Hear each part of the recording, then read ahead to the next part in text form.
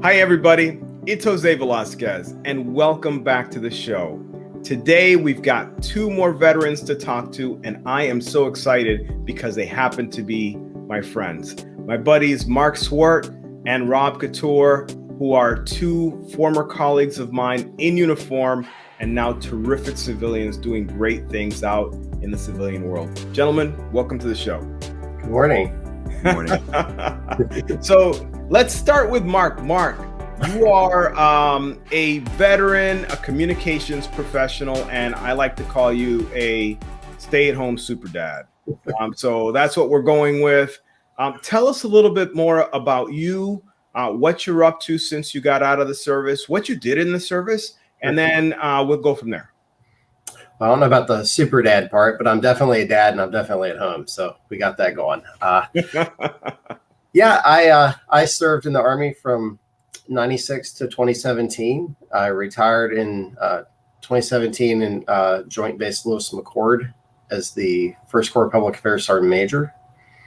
And after that, I slid into a wonderful position at Multicare Health System, where I was the media relations manager.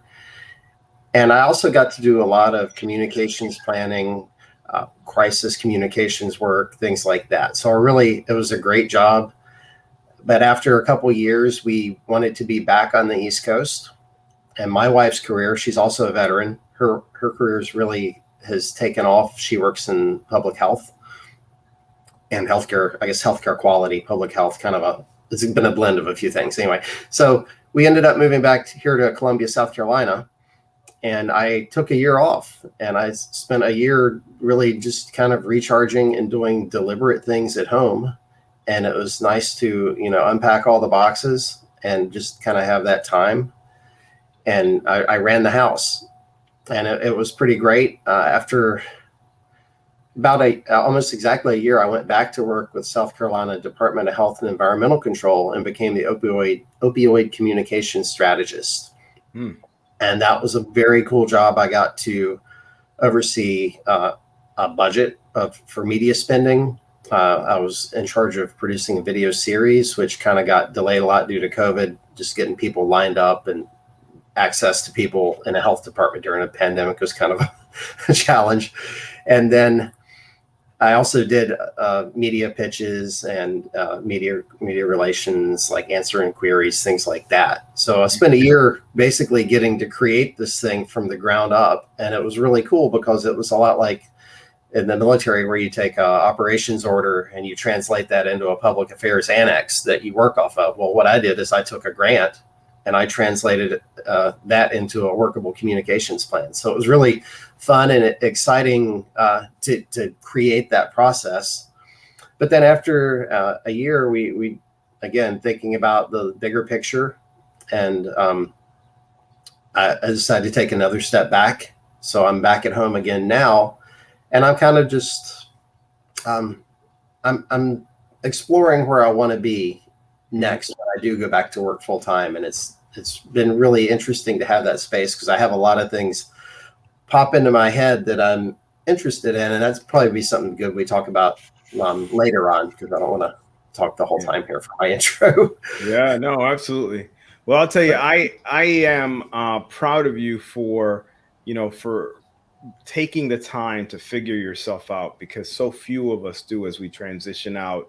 And so that is really meaningful. And like you said, I'm really looking forward to us talking more about that, because it really does matter. So my other guest is my good friend, Rob Couture. He and I served in combat together. We served in peacetime together, and he happens to be the Director of Communications and Public Relations for the VFW. Rob, welcome to the show. Tell us a little bit more. Thanks, man. Hey, tell us more about that rockin' beard. Tell us a little bit more about, your transition, what you were doing in the military right before your transition, and then tell us a little bit more about what you're doing now. Sure. So real quick, like Mark, I came into the Army in 96, different time then. My first duty assignment was in Korea. And you know, who was the person I looked up to, figuratively, not literally, was Jose Velasquez, who happened to be a broadcaster extraordinaire. I was a young broadcaster myself. Yeah, right. Yeah. Height-wise. and so that was one of my things, is like, wow, here's a guy. Not only he's a Boston boy like me, right? I'm from Massachusetts, and also Hispanic. And wow, this guy's doing great things. So he always was the model for me. Not to, kind of blow you up right up front, but it's true. From that to later on down the road, you being my first sergeant when we deployed. I mean, it was fantastic times to being Sergeant Major of Army Public Affairs and giving me some wonderful opportunities. And so that's what I did. So other than broadcasting, I get to the Pentagon and I worked for the Office of Chief of Public Affairs and then onto the Joint Staff. And some wonderful things there. Had the Medal of Honor account, if you remember that. That was like, wow. I'm just so thankful I had such a wonderful career. But I retired last year. And let me tell you, retiring in the middle of a pandemic, I don't recommend it to anyone. And it was absolutely frustrating when you're sitting at home because you can't go in. TAPS classes are closed. Other places you're trying to get people on the horn. There's no one answering. You're trying to get your VA benefits done. There's no one there. And I don't know why I didn't think of going to the VFW first. I actually did all my claim stuff on my own. So it was tough. But so last year, I mean, cause I just retired in October.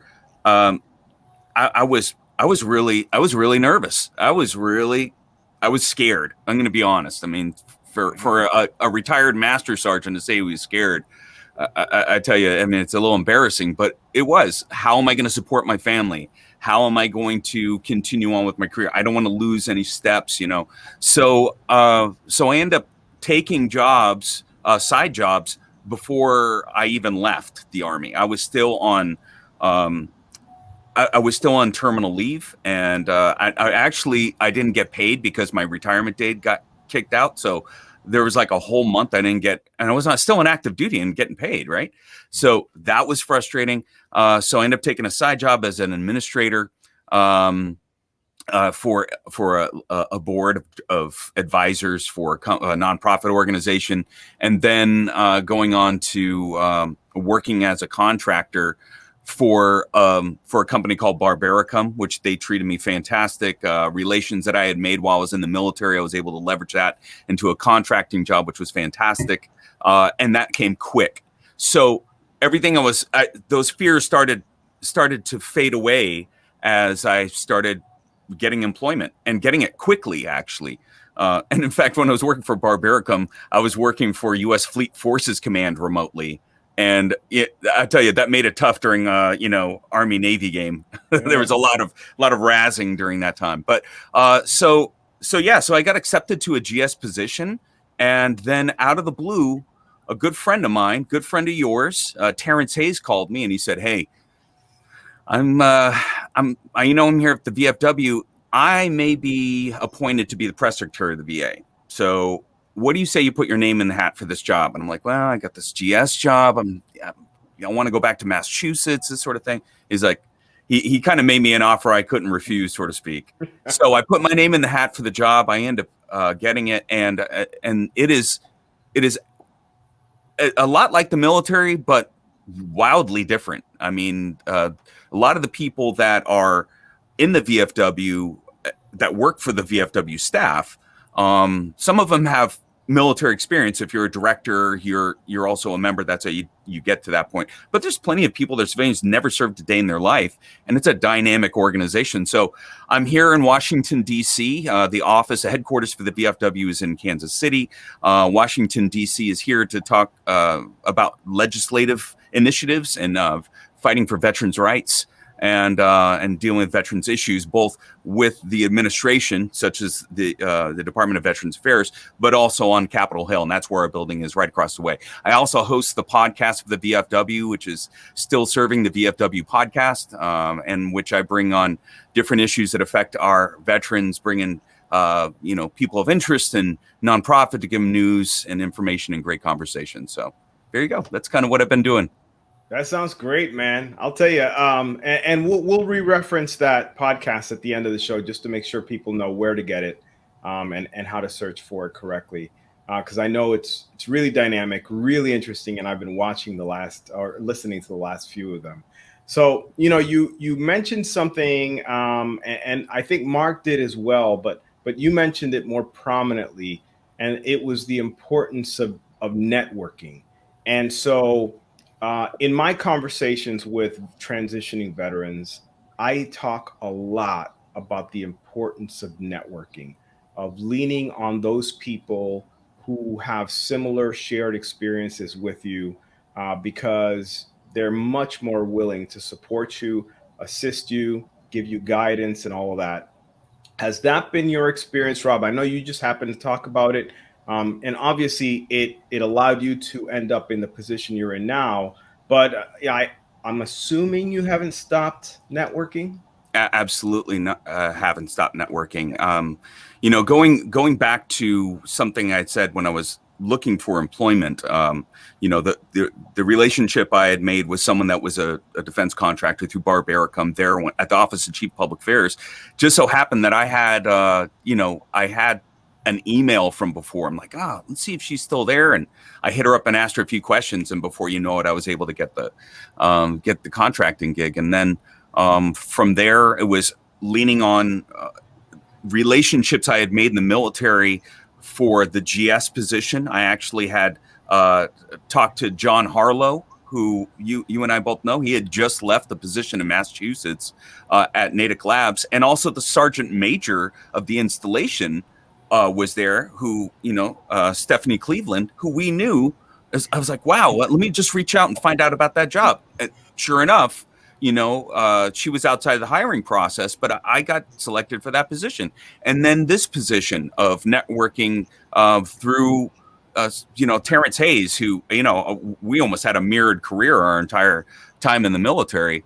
And then going beyond that, I mean, I've been able to leverage that commonality that we have as a service member with people, across different nonprofits. And it really becomes important when you're in an organization such as the VFW, and, we have these other top organizations such as the American Legion and Wounded Warrior Project and Iraq and Afghanistan veterans. And they're all service members, a lot of them that work in those positions. And when we need to collaborate on a statement that we want to, bring to a House or Senate committee when it comes to veterans issues, it's important for us to be able to understand one another and to network and kind of foster that relationship to be able to get after what our end state goals are for all of our organizations. So often, it can personally benefit you in getting employment, but even once you get employed, to go beyond that to help out your organization that you're now a part of, and it just works out. And networking is so important. Yeah. And so, Mark, I'm probably going to ask you to expand on your thoughts on networking as well. But I do want to shift in as well. And please feel free to talk about the networking. But I do also want, in our limited time, to talk about, you are an example of someone who has incredible courage to step outside the lines. And so I personally, as a friend, have been inspired by you for many years. And you're just incredible willingness to just go be you authentically. And I think as our service members transition, many times we think, oh, well, I don't know what to do, so I'm just going to do what I did in the Army. Now, it works out for Rob, who genuinely loves what he did in the Army.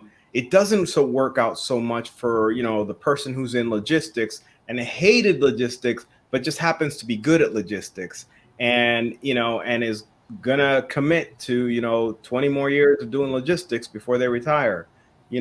You went out there and did a few things. You liked communications, but you were really a family focused and family centered person with, and with your wife, Tammy, working, You really felt like you had the time and ability to spend time with your family, with your children, and you just did that. And I am just really so impressed by that because I don't hear enough about that.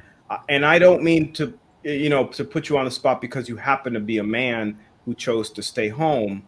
I don't. Doesn't mean one way or another. Just the fact that a family member, a spouse, chooses to stay home, there is great benefit to that, especially when they're doing it because they want to. Yeah. Well, for me, this all worked out really because Tammy and I have really had kind of a strategic plan for, I mean, it's been going on, a decade now of how we wanted to do this. She supported my career. We moved a lot, especially the last 10 years of it. I mean, my older daughter went to like 7 schools in 7 years or something like that between the different moves, short move to Hawaii, Sergeant's Major Academy, things like that. So I wanted to be able to give back to her what she did for me. And so there were times where she had to uproot her career and that may have put her back. But what we've actually kind of found is that in some ways it did help her. She never got locked into any one thing. And what we learned through this is that really on the outside, in the military, we think we're going to be in the system and we're just going to, here's the path, right? Here's the path to the top. I do this job, that job, that. Well, civilian world, you do that, but you're not doing it within the same organization usually. So you work for a year or two here, and then you jump to this one, and this is your salary, and it keeps laddering up, right? And she has done exceptionally well at that, and it's been really cool to watch. And some of those jumps happened because they had to happen because we were moving, and others, others she took on her own. So that kind of allowed us to have the space to do this. But yeah, she was all in on my career, and I want to be all in on her career. And our daughter's not like super young. She's 11 now, but she's a very busy little person. And she does swim. She'd done gymnastics. She did dance. And I think she's at a good age to where if you are just behind a kid like that at that age, that's going to pay off for them later because they're going to kind of just feel like they can try anything and excel at it. And that's, what we hope to give her. So my career has definitely taken a back burner, but I feel like it needed it. Mm-hmm. It was a pretty busy 2 decades. Yeah. And I love communications, and that was my major in college and everything. But at the same time, too much of anything is too much. Yeah. So I was definitely ready for a break, but coming directly out of the military, you're like, well, I've been doing this.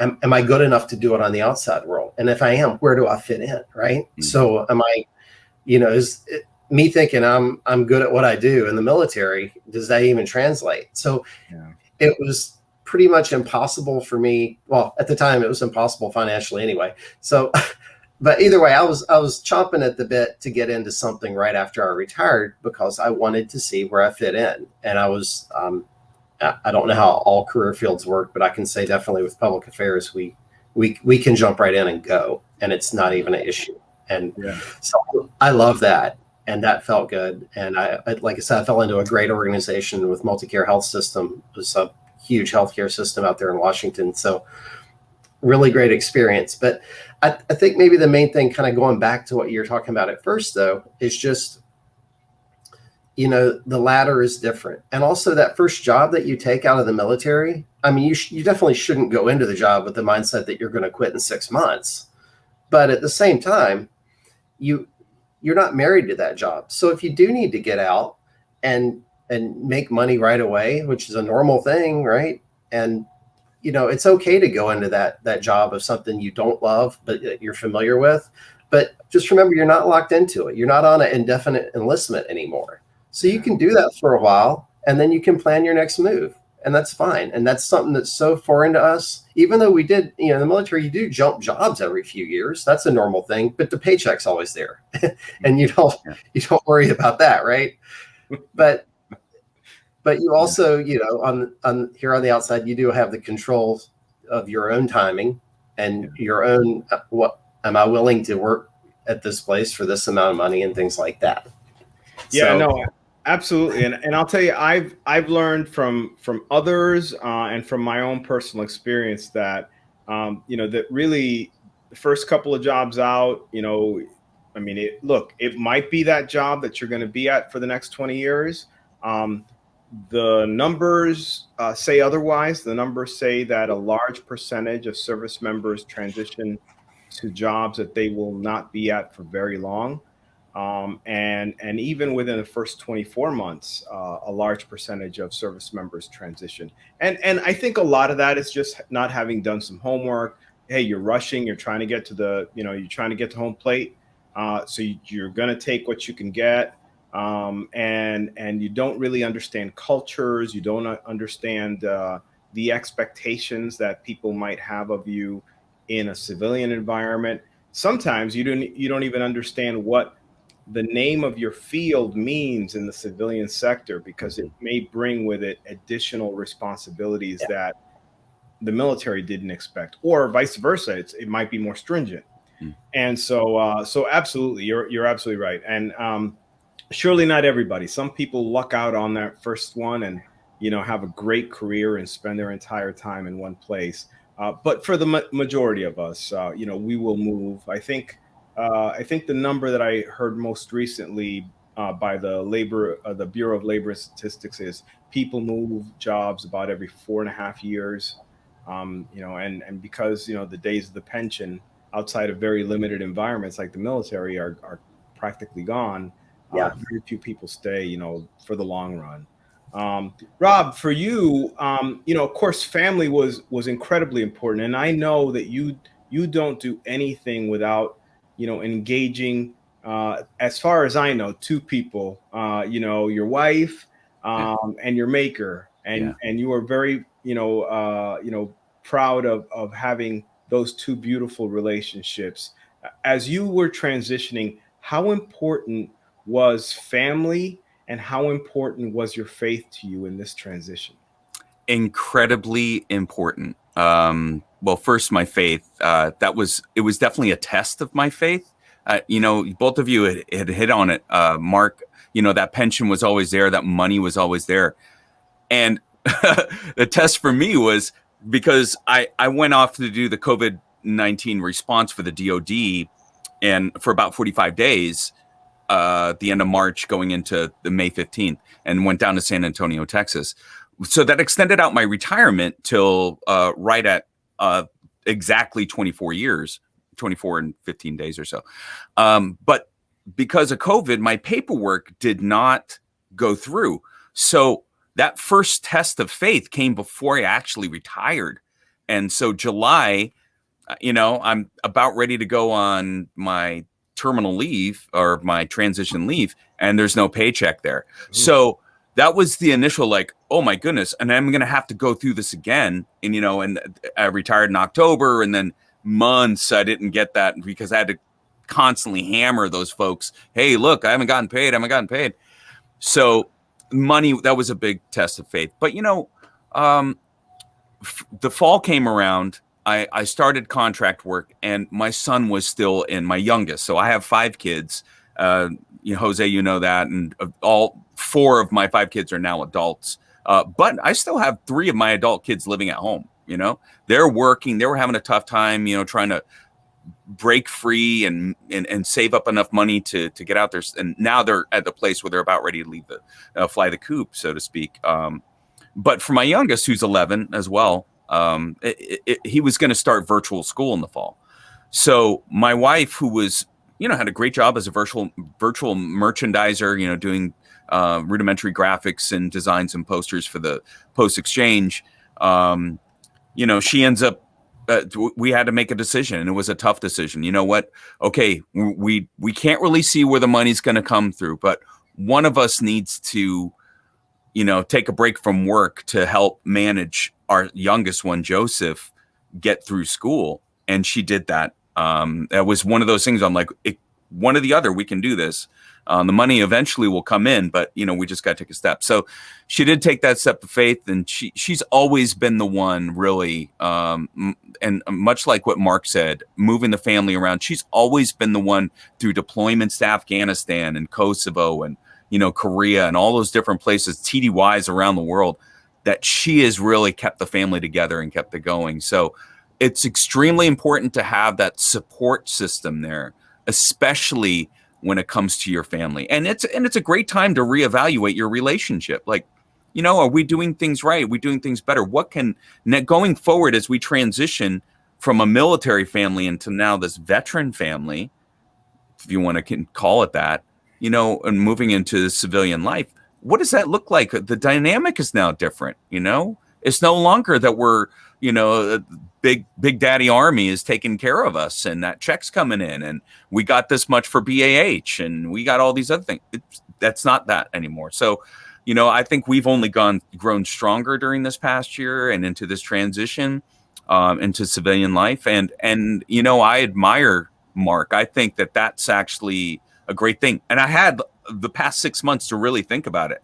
Hey, maybe should we just go get an RV and live out of that? And, I think my retirement check will cover it. And I could do a podcast from an RV and just travel around the country. But yeah, I think that you're right. I think that it's that support system is there. It's important. And definitely you get closer to those and cling to those that are there around you. Yeah, no. And so as we close, and I just want to close because I want to be respectful of your time. I know you're both busy.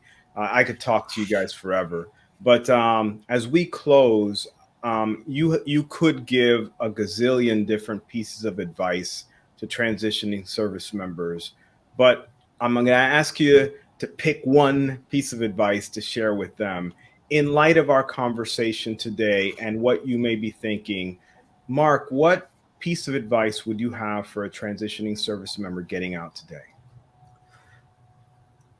I think probably the main thing is that there are definitely differences on the civilian side, but it's not as foreign as you probably think. In the military, we do have our own culture, but what I've found is that all the values that we embody in the military, those all translate really well. And corporations are the ones I've worked for, they are very vocal about their organizational values too. And a lot of those have been shared values with the Army. So, you can work from that roadmap, and you just, but like I said earlier, I'd say don't be afraid to ladder. And just remember, you're not committed to that one job right off either. And I'm at 4 years, and I'm just now starting to really branch off and go, well, what if I took this little piece out of my toolkit and I want to go do something like that for it? And I think that's, my next step may be in communications. It may not be. And right now, what I'm really interested in is just doing a lot of little things, which is super weird because 5 years ago, when I was about to retire, that would have terrified me. The thought of okay, maybe I'm going to do my YouTube. Maybe I'm going to maybe consider doing some political campaign work. You like little things, not big full-time things. And I think part of that comes from, with your military, you've had a big full-time job, all consuming full-time job for a lot of years. Yeah. And it's definitely taken me a while to realize it doesn't really have to be that way all the time. Yeah. So, just be open to change, realize it's open to change, but be kind to yourself about that too. You're not, the military is its own world and its own culture, and it has wonderful things and it has challenges, but you're going to find similar things on the outside, and it's not going to be just the same. You're never probably going to feel the exact same way for what civilian organization you work for as you did for the military. The like coworker bonding and things like that. It's just different, but it's okay. And so that was a lot of things. I'm sorry about that, but be I'm kind. glad I gave you just one thing. No, I'm kidding. I'm so glad. This is really good advice. I'm totally kidding. I want to hear from you guys. So, But no, yeah, thank just be kind to yourself and be open to change. And if you succeeded in the military, you're going to do fine in the civilian world too. Yeah. Thanks so much, Mark. Rob, what about you? What piece of advice or pieces of advice would you have for transitioning service members right now? I would say that you have there's some values that are built into us in the military, especially if you were a non-commissioned officer or an officer. There are leadership qualities that are ingrained in you, and you got to take stock of that and understand that you can be people respond to leadership on the outside. You'll be surprised at how few leaders are in the civilian world, and we can be that. So be confident and in that you have a whole breadth of experience at your disposal. Don't worry about if you never got that, your doctorate or your master's degree. Don't worry about that. Just drive forward and go for it. And you're going to do fine. You're going to be successful. And then here's another thing too. Whatever your time is to punch out, you punch out and you go home and you don't bring work home. That's one thing that's been phenomenal about being out of the Army, is that there's no like, all right, honey, I'm going to have to give me 15 minutes to change out of my uniform and put my dad husband hat on because I just had my patrol cap on. As soon as 4:30's done, boom, go home. Turn off the cell phone. There's no one there you're not going to get an Article 15 because you're not answering the phone. Sorry, that's just the way it is. So yeah, that is part of being kind to yourself, is really like, it's time to enjoy all those freedoms that you had given up for so long in being in the military, that now you get to enjoy that time as a civilian and do it proudly. So. Oh man, guys, this has been a terrific discussion, and I really appreciate your time. I actually, again, would just love to sit here with you for hours and talk, because I think that there's so much I could learn from the experiences that you've had and what you can give to the audience. But you've given a lot to us today, and I really appreciate it. So again, Rob, Mark, thank you for your time. Mark's got to go because Mark's got to take his daughter to swim practice, and Rob's got to get back to work. So I've taken time out of their busy day. But again, gentlemen, I genuinely thank you both. And I thank you for your years of dedicated service and for keeping me straight, which was not easy. And I was a mess most of the time. So whenever someone thought I looked great, it's only because of you. And it surely was never because of me. So I appreciate your time, guys. Thank you. Thanks, Jose. All right. Well, listen, guys, I will be back with another show next week. Really looking forward to bringing you the kinds of people that share their experience, so that your experience going through transition is just a little bit better.